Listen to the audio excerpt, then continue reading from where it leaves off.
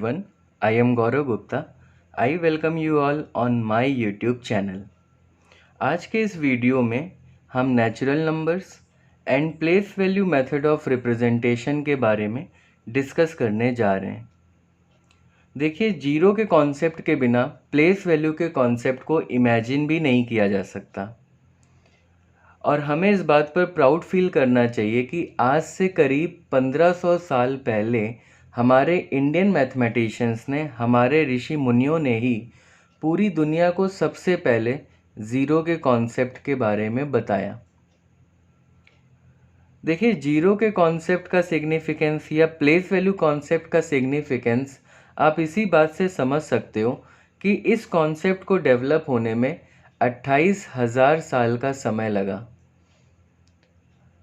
Means 28,000 साल से लोगों को नेचुरल नंबर्स के आइडिया के बारे में पता था और डिफरेंट सिविलाइजेशंस ने अलग अलग मेथड्स से इनको रिप्रेजेंट करने की कोशिश करी, पर ये सारी मेथड्स बड़े नेचुरल नंबर से डील करने में और इन पर अरिथमेटिकल कैलकुलेशंस परफॉर्म करने में इनकैपेबल रहीं। ये methods of representations place value concept की मंजिल तक पहुंचने के लिए पायदान जरूर साबित हुई, पर प्लेस वैल्यू कॉन्सेप्ट ने ही हमारा अल्टीमेट गोल सर्व किया। तो चलिए आज का अपना डिस्कशन स्टार्ट करते हैं और सबसे पहले हम नेचुरल नंबर्स के आइडिया को समझते हैं। देखिए, natural numbers basically abstract objects हैं जो डिस्क्रीट कलेक्शंस ऑफ ऑब्जेक्ट्स से मोटिवेट होकर बनाए गए हैं। ऐसे कलेक्शंस ऑफ ऑब्जेक्ट्स जो किसी पर्टिकुलर ऑब्जेक्ट के रिपीटिशन से बनते हैं, उनसे हमें नेचुरल नंबर्स का मोटिवेशन मिलता है। और जो ऑब्जेक्ट रिपीट होकर कलेक्शंस बना रहे हैं उन्हें हम यूनिट जनरल वर्ड असाइन करते हैं। एग्जाम्पल के लिए अगर आप यहाँ पर इन तीनों कलेक्शंस को देखो तो आप इन तीनों कलेक्शंस में एक कॉमन बात नोटिस करोगे और वो ये है कि ये तीनों ही कलेक्शंस किसी पर्टिकुलर ऑब्जेक्ट को रिपीट करके बनाए गए। एग्जाम्पल के लिए इस कलेक्शन में आप देखो तो इसमें एक पेंसिल रिपीट करी गई है, इसमें आपको एक ट्री का रिपीटिशन दिखाई दे रहा है और इसमें आपको एक काइट का रिपीटिशन नज़र आ रहा है। साथ ही साथ ये तीनों कलेक्शंस एक और कॉमन प्रॉपर्टी शेयर कर रहे हैं और वो ये है कि इन तीनों में यूनिट की रिपीटिशन की फ्रीक्वेंसी सेम है।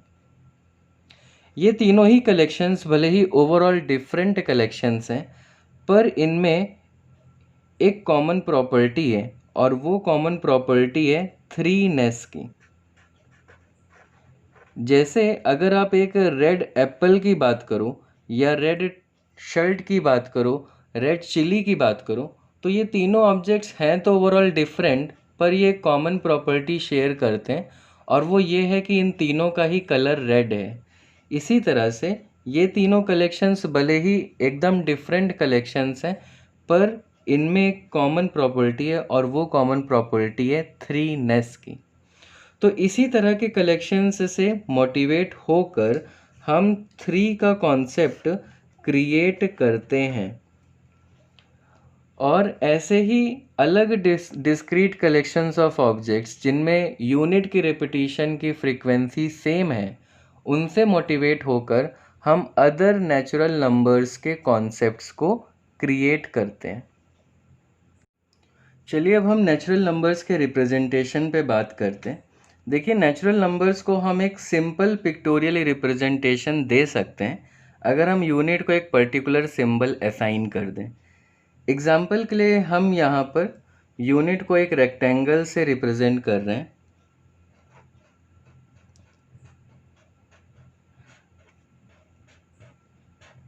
तो देखिए, हमें पता है कि नेचुरल नंबर्स इन्फिनाइट होते हैं। क्यों?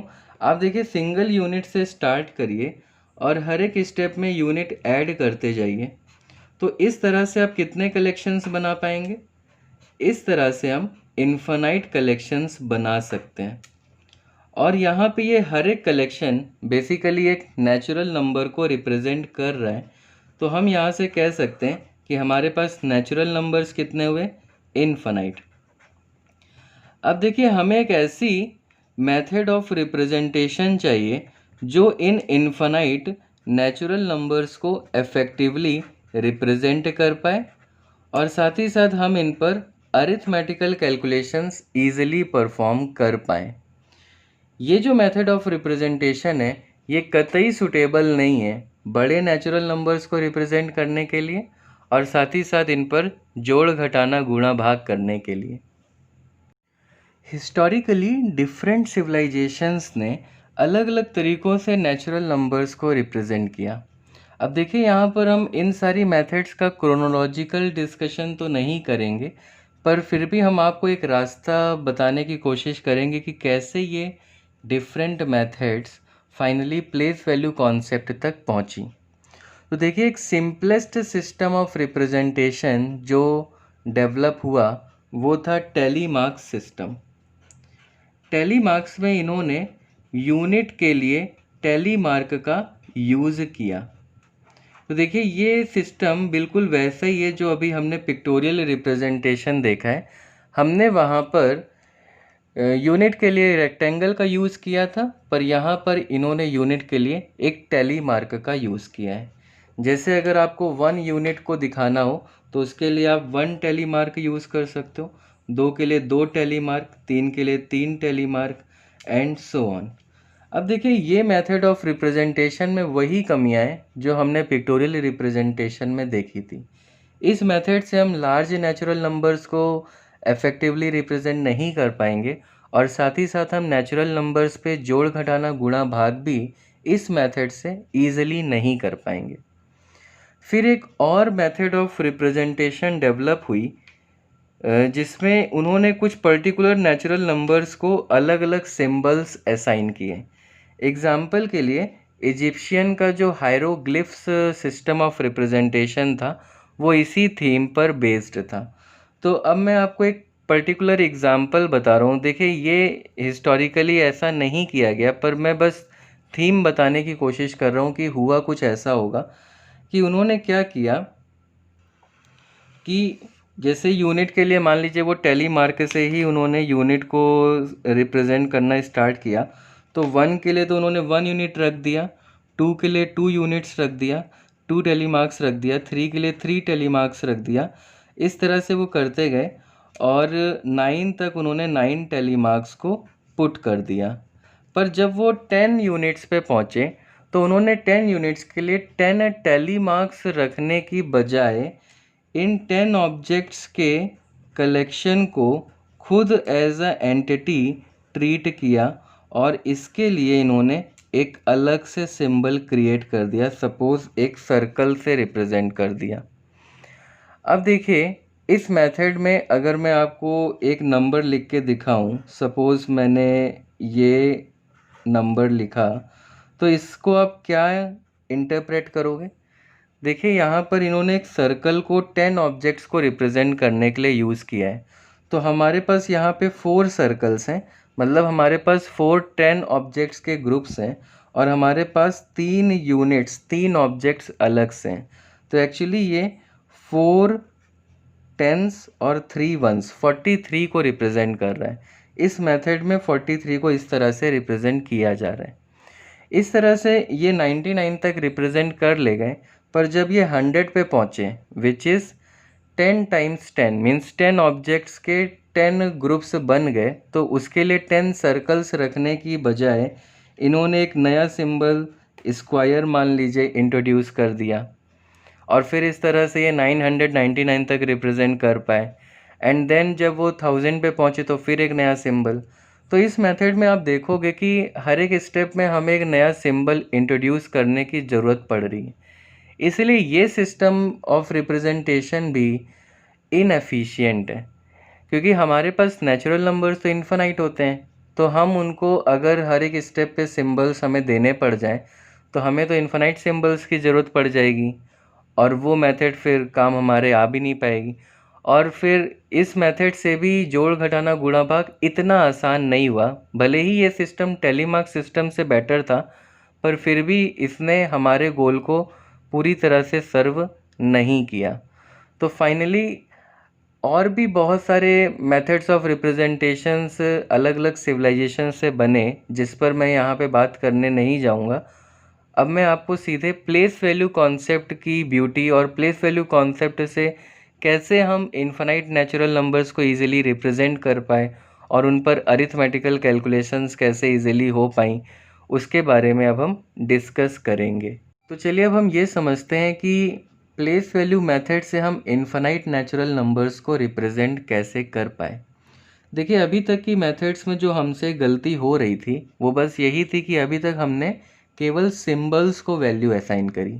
जो हमने पिक्टोरियल रिप्रेजेंटेशन देखा उसमें हम एक रेक्टेंगल से यूनिट को समझ रहे थे। टैली मार्क्स में हमने यूनिट को रिप्रेजेंट करने के लिए एक टैली मार्क का यूज़ किया। ग्रुपिंग मेथड में हमने यूनिट को टैली मार्क से, 10 ऑब्जेक्ट्स के ग्रुप को एक सर्कल से, 100 ऑब्जेक्ट्स के ग्रुप को एक स्क्वायर से एंड सो ऑन, इस तरह से हमने रिप्रेजेंट किया। यहीं पर सबसे बड़ी गलती हुई। देखिए, हमें पता है कि नेचुरल नंबर्स इन्फिनाइट होते हैं, तो जो भी हम सिंबल्स क्रिएट करेंगे हमारे पास सिंबल्स का सेट एक फाइनाइट ही होगा। तो कैसे हम एक इन्फिनाइट सेट ऑफ ऑब्जेक्ट्स को, इन्फिनाइट ऑब्जेक्ट्स को कुछ फाइनाइट सिंबल्स से रिप्रेजेंट कर पाएंगे। यही गलती को प्लेस वैल्यू मेथड में सुधार लिया गया। प्लेस वैल्यू मेथड में हमने केवल सिंबल को वैल्यू असाइन नहीं करी, बल्कि सिंबल रिप्रेजेंटेशन पे किस प्लेस पे सिचुएटेड है उस प्लेस को भी वैल्यू असाइन करी गई। इसकी बेसिक थीम ये थी कि यहाँ पर हम एक नेचुरल नंबर को बेस मानते हैं। बेस का मतलब हमारे यहाँ पर इस रिप्रेजेंटेशन की मेथड में ये है कि बेस हम अपना पहला ऐसा नेचुरल नंबर होता है जिसके लिए हम कोई नया सिंबल नहीं बनाते, बल्कि उसके लिए हम एक अलग प्लेस क्रिएट करते हैं। फिर इस बेस की पावर्स के टर्म्स में हम किसी भी नेचुरल नंबर को रिप्रेजेंट कर सकते हैं। जैसे अभी हम जो conventional place value method use कर रहे हैं, जो बेस हम कन्वेंशनली यूज़ कर रहे हैं वो 10 का है, और 10 एक सिंपल बेस है और 10 की मोटिवेशन हमें अपने हाथों में 10 फिंगर्स से आती है। तो इस मेथड में हम क्या करते हैं ज़रा हम समझते हैं कि देखिए, हम 9 तक के लिए तो 9 सिंबल्स बनाते हैं। जैसे हम 1 ऑब्जेक्ट के लिए 1 सिंबल हमने क्रिएट किया, 2 ऑब्जेक्ट के लिए 2 सिंबल क्रिएट किया, 3 ऑब्जेक्ट्स के लिए एक सिंबल क्रिएट किया। इस तरह से हमने 9 ऑब्जेक्ट्स तक नए सिंबल्स बनाए। पर इसके आगे जब हम 10 ऑब्जेक्ट्स पे पहुँचे तो उसके लिए हमने कोई नया सिंबल नहीं बनाया, और जो हमने ग्रुपिंग मेथड में गलती करी थी कि हमने उसको एक सिंबल दिया था, यहाँ पर हमने कोई नया सिंबल 10 ऑब्जेक्ट्स के लिए नहीं बनाया, बल्कि हमने उसके लिए एक नया प्लेस बनाया। अब देखिए वो कैसे बनाया। 10 ऑब्जेक्ट्स के लिए 10 ऑब्जेक्ट्स के लिए हमने एक नया प्लेस क्रिएट किया जिसे हमने टेंस का प्लेस कहा, और इसके राइट साइड में जो प्लेस था वो अपना यूनिट्स के लिए हमने रिजर्व रखा, वंस के लिए। इसके लेफ्ट साइड में वंस के हमने टेंस का एक नया प्लेस क्रिएट कर दिया। तो हमने यहाँ पर 10 ऑब्जेक्ट्स के ग्रुप्स का रिकॉर्ड रखने के लिए, जिन्हें हम सिंपली टेंस कह रहे हैं, टेंस का रिकॉर्ड रखने के लिए एक नया प्लेस बना लिया। तो जैसे यहाँ पर हमारे पास एक टेंस है, मीन्स हमारे पास 10 ऑब्जेक्ट्स का एक ग्रुप है, तो टेंस पे तो हमने 1 पुट कर दिया। देखिए, उस वापस से अपने जो ओरिजिनल सिंबल्स था उन्हीं का हमने रीयूज़ किया। नया सिंबल हमने यहाँ पर क्रिएट नहीं किया। और यहाँ पर देखिए, आपके पास 10 ऑब्जेक्ट्स का एक ग्रुप है, उसके बाद आपके पास कोई भी ऑब्जेक्ट नहीं है, तो वंस के प्लेस को खाली रखना है। वंस के प्लेस पे कुछ भी नहीं आएगा। पर अगर हमने वंस के प्लेस के लिए कोई symbol as a placeholder नहीं बनाया, तो हम इस वन को और सिंगल वन को कैसे डिफ्रेंशिएट कर पाएंगे। तो इसीलिए हमने खाली प्लेस को दिखाने के लिए एक प्लेस होल्डर बनाया जिसको हमने ज़ीरो कहा। और इस ज़ीरो से हम क्या इंटरप्रेट कर रहे हैं कि जिस प्लेस पर इस सिंबल को हम पुट कर रहे हैं, ज़ीरो को पुट कर रहे हैं, मतलब वो प्लेस खाली है। यहाँ पे इस पूरे सिंबल का मतलब ये हुआ कि आपके पास 1 टेंस है एंड 0 1s है, मीन्स नो वंस, वंस कुछ भी नहीं है जो कि हमें दिख रहा है। इस तरह से जैसे अगर हमारे पास 4 10 ऑब्जेक्ट्स के ग्रुप हैं और उसके बाद 3 वंस हैं जो हमने वहाँ पर 4 सर्कल्स और 3 टेली मार्क से दिखाया था, इस मेथड से हमारे पास टेंस के प्लेस पर हम 4 पुट कर देंगे, जो हमने 4 सिंबल यूज़ किया है 4 यूनिट्स को दिखाने के लिए, और वंस के प्लेस पर हम यहाँ पर 3 पुट कर देंगे। ये हमें बताएगा कि हमारे पास 4 10 ऑब्जेक्ट्स के ग्रुप हैं और 3 यूनिट्स हैं। तो जो हमने वहाँ पर 4 सर्कल्स और 3 टेली मार्क से दिखाया था, उसको हम सिंपली यहाँ पर इस तरह से रिप्रेजेंट कर सकते हैं। तो इस तरह से जब हमने टेंस के लिए एक नया प्लेस बनाया, नया सिंबल नहीं दिया, तो हम इस तरह से आगे बढ़ते जाएंगे और हमें एक्चुअली कोई नया सिंबल बनाने की ज़रूरत ही नहीं पड़ेगी। कैसे नहीं पड़ेगी, आप खुद ही देखिए कि जैसे अगर हम 9 10s और 9 1s पे पहुँचेंगे, मीन्स हम 99 पे पहुँचेंगे और उसके आगे फिर हम 1 यूनिट और ऐड करेंगे, तो अब हमारे पास 10 10s हो जाएंगे, मतलब 10 ऑब्जेक्ट्स के 10 ग्रुप्स। अब हमने 10 के लिए तो कोई नया सिंबल बनाया नहीं है, तो जब हम 10 10s पे पहुँचेंगे तो फिर हम एक प्लेस लेफ़्ट पे क्रिएट करेंगे, और जो जिसको हम 10 10s को हंड्रेड्स कहते हैं, तो हम बेसिकली हंड्रेड्स के लिए एक नया प्लेस बनाएंगे और बाकी दोनों प्लेस एज़ यूजुअल 10s और 1s के ही रहेंगे। तो जब हम 100 ऑब्जेक्ट्स पे पहुँचेंगे तो हम हंड्रेड्स प्लेस, जो हमने 100 ऑब्जेक्ट्स के ग्रुप को रिकॉर्ड रखने के लिए बनाया है, उस पर हम 1 पुट कर देंगे। अब हमारे पास 100 हो चुका है और 100 ऑब्जेक्ट्स के अलावा ना ही हमारे पास कोई 10s बचा है और ना ही कोई 1s बचा है, तो दोनों ही जगह पर हम 0 प्लेस होल्डर का इस्तेमाल करेंगे। मीन्स हम यहाँ पर इस सिंबल से समझेंगे कि हमारे पास 100 है, 100 ऑब्जेक्ट्स का ग्रुप है, नो 10s है, कोई भी 10 ऑब्जेक्ट्स का ग्रुप नहीं है, और कोई भी यूनिट नहीं है, नो वंस। तो इस तरह से जब हम 999 पे पहुंच जाएंगे, मीन्स हमारे पास 900s होंगे, 9 10s होंगे और 9 1s होंगे। अब अगर हम कोई यूनिट ऐड करते हैं तो हमारे पास एक्चुअली 10 हंड्रेड्स बन जाएंगे। 9 1s में एक 1 जुड़ेगा तो वो बेसिकली 1 10s बन जाएगा, और वो जब 9 10s से कंबाइन होगा तो 10 10s बनेगा विच इज़ 100, और वो जब 900 से कंबाइन करेगा तो 10 हंड्रेड्स बन जाएंगे। अब फिर वही बात, 10 के लिए तो हमने नया सिंबल नहीं दिया है, तो फिर हम 10 hundreds which is basically thousands, उसके लिए फिर से एक प्लेस लेफ़्ट में क्रिएट करेंगे, और फिर हमारे पास एक प्लेस हमें मिलेगा 1000 का, और फिर 1000 को रिप्रेजेंट करने के लिए हम 1000 के प्लेस पे 1 पुट कर देंगे। हमारे पास 1000 ऑब्जेक्ट्स का ग्रुप है, पर उसके अलावा ना ही हमारे पास कोई 100 है, ना ही कोई 10s है और ना ही कोई 1s है। इस तरह से हम आगे अपने इन्फिनाइट नेचुरल नंबर्स को रिप्रेजेंट कर पाएंगे।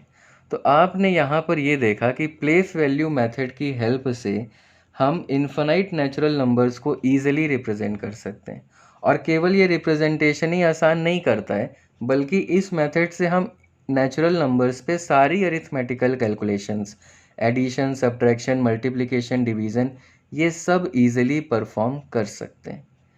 तो यही है ज़ीरो की पावर। अगर आपने ज़ीरो के सिंबल को क्रिएट नहीं किया होता तो खाली जगह को दिखाने के लिए कोई आपको प्लेस होल्डर नहीं मिलता, और यहाँ पर प्लेस होल्डर की ज़रूरत है, क्योंकि अगर हम सिंपल 1 लिख दें तो इससे कोई 1 यूनिट समझेगा, 1 10 से समझेगा, 100 समझेगा या 1000 समझेगा, वो कैसे पता चलेगा? वो इसी तरह से पता चलेगा कि उसके आगे आपने कितने प्लेस होल्डर्स मीन्स ज़ीरो लगाएं। अगर हमने 2 प्लेस होल्डर्स लगा दिए, मतलब 1 2 प्लेसेस के लेफ़्ट पे है, मीन्स आपके पास यूनिट का प्लेस खाली है, 1s कुछ भी नहीं है, 10s कुछ भी नहीं है, और आप 1 जो आया वो हंड्रेड्स के प्लेस पे आया, तो मीन्स आपके पास 100s है। तो ज़ीरो को अगर हम as a placeholder use ना करें, ज़ीरो के कॉन्सेप्ट को अगर हम इंट्रोड्यूस ना करें, तो फिर प्लेस वैल्यू कॉन्सेप्ट हम सक्सेसफुली अप्लाई नहीं कर पाएंगे। तो प्लेस वैल्यू कॉन्सेप्ट ज़ीरो के कॉन्सेप्ट के बिना सोचा नहीं जा सकता। अभी हमने जो बेस लिया था, जो हमारा कन्वेंशनल बेस है 10 लिया था, पर एक्चुअली हम डिफरेंट बेसिस पर भी नेचुरल नंबर्स को रिप्रेजेंट कर सकते हैं। जिनका कंप्यूटर साइंस को जिन्होंने पढ़ा है और कंप्यूटर साइंस का बैकग्राउंड है वो जानते हैं कि हम बाइनरी नंबर सिस्टम बेसिकली 2 को बेस लेकर बाइनरी नंबर सिस्टम क्रिएट करते हैं जो कंप्यूटर्स में बहुत ज़्यादा यूज़फुल है। और basically binary number system, binary language ही कंप्यूटर समझता है। और octal number system, hexadecimal number system ये भी हम पढ़ते हैं। ऑक्टल में हम 8 को बेस लेते हैं। तो मैं आपको एक एग्जांपल बताना चाहूँगा कि अगर हम 8 को बेस लें तो फिर हम नेचुरल नंबर्स को प्लेस वैल्यू मेथड से कैसे रिप्रेजेंट करेंगे। अब यहाँ पर देखिए 8 को बेस लेने का मतलब यही है कि हम 8 के लिए कोई भी नया सिंबल नहीं क्रिएट करेंगे। तो जैसे अगर हम 1 पे हैं तो 1 के लिए तो खैर हमने सिंबल बनाया हुआ है, वही सिंबल हम यूज़ करते हैं। 1 को तो हमने 1 से रिप्रेजेंट कर दिया, इस सिंबल से रिप्रेजेंट कर दिया। 2 के लिए हमने एक सिंबल बनाया, 3 के लिए सिंबल बनाया, 4 के लिए सिंबल बनाया, 5, 6 एंड 7 तक, यहाँ तक हमने सिंबल्स बनाए।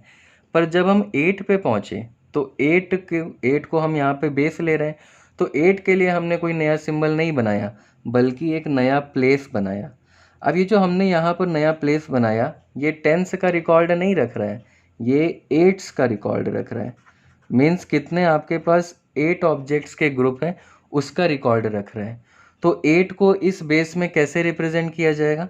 8 पे तो आप 1 पुट कर दोगे जो आपको बता रहा है कि 1 आपके पास 8 ऑब्जेक्ट्स का ग्रुप है और कोई भी वंस नहीं है। ये प्लेस आपका एज यूजुअल वंस को ही रिप्रेजेंट करेगा, तो यहाँ पे आपका 0 आ जाएगा।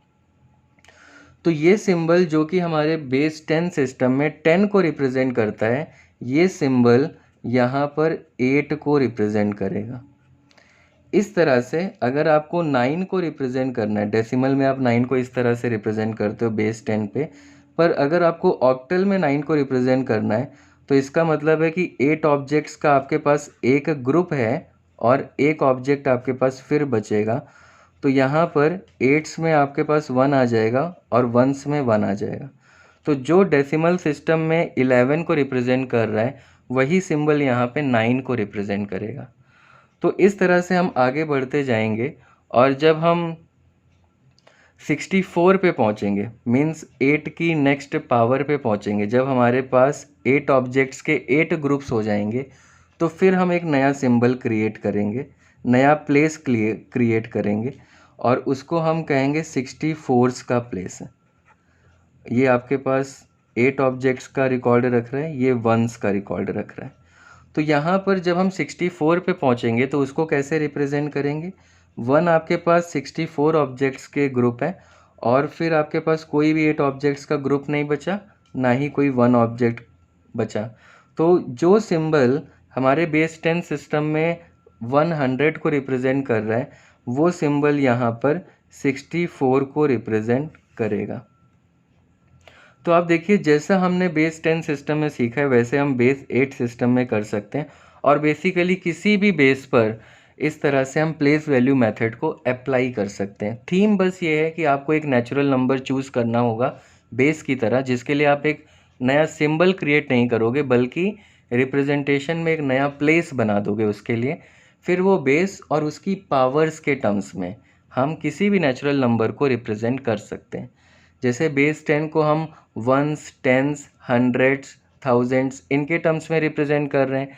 बेस 8 में हम वंस, 8, 64, 512 इस तरह से हम रिप्रेजेंट कर रहे हैं। तो कोई भी बेस में आप नेचुरल नंबर्स को रिप्रेजेंट कर सकते हैं। और इस प्लेस वैल्यू मेथड का सबसे बड़ा यूटिलिटी यही है कि एडिशन, सब्ट्रैक्शन, मल्टीप्लिकेशन, डिवीज़न ये सारे ही ऑपरेशंस प्लेस वैल्यू मेथड से ईजिली परफॉर्म किए जा सकते हैं। तो यही था जीरो की पावर और प्लेस वैल्यू मेथड की पावर के बारे में डिस्कशन। आई होप आपको ये समझ में आया होगा कि वाकई ज़ीरो की पावर क्या है। और अब आप मेरे ख्याल से इस गीत की पंक्तियों को जब सुनेंगे तो और गर्वित महसूस करेंगे कि जब जीरो दिया मेरे भारत ने मेरे भारत ने दुनिया को गिनती तब आई, तारों की भाषा भारत ने दुनिया को पहले सिखलाई। ये बिल्कुल सही बात है कि जब ज़ीरो दिया मेरे भारत ने, जब भारत ने ज़ीरो दिया, भारत ने ज़ीरो के बारे में दुनिया को बताया, तभी दुनिया गिनती करना सीख पाई। मीन्स दुनिया नेचुरल नंबर्स को रिप्रेजेंट करना सीख पाई। तो हमें अपने भारतीय वैदिक ज्ञान पर, हमारे ऋषि मुनियों के ज्ञान पर गर्व महसूस करना चाहिए। धन्यवाद।